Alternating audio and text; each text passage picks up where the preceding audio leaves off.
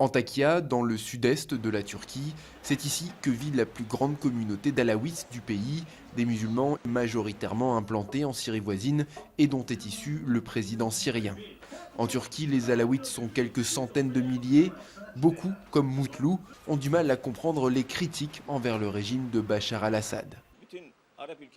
Il y a plus de démocratie en Syrie que dans n'importe quel autre pays arabe. Nous, on y a souvent été ces dernières années. Et jusqu'il y a un an, on n'a jamais entendu quiconque dire que le président syrien était quelqu'un de mauvais.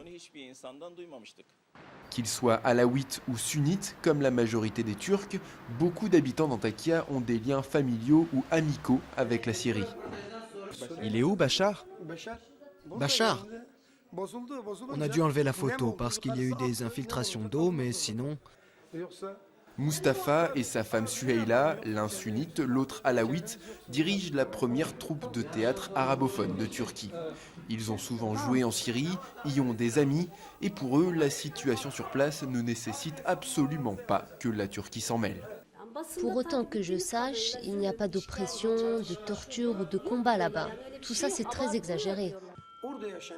Les gens qui vivent ici ont tous de la famille là-bas, et vice-versa. Soit un oncle, soit une tante, soit un cousin. S'il y a un conflit, est-ce qu'on va se battre avec nos oncles, avec nos frères? Est-ce qu'on va les tuer? C'est pas possible. C'est dans la province d'Antakya que sont accueillis les 7500 réfugiés syriens entrés en Turquie ces derniers mois. Certains ont raconté les exactions de l'armée syrienne, mais ce qui inquiète avant tout les alaouites turcs, c'est le sort de leurs coreligionnaires. En cas de renversement de Bachar al-Assad, c'est évident qu'il va y avoir un massacre des Alaouites. Le Hezbollah libanais sera ensuite dans la ligne de mire, puis l'Irak, puis l'Iran, et ça s'étendra à la Turquie et à l'Arabie saoudite. Un risque qui n'a pas dissuadé la Turquie de demander la démission de Bachar al-Assad et de mettre en place des sanctions économiques. Mais sur place, les opposants au régime en demandent plus. Lors de cette manifestation à Idlib le 2 décembre dernier, ils réclamaient une intervention turque pour protéger les populations civiles.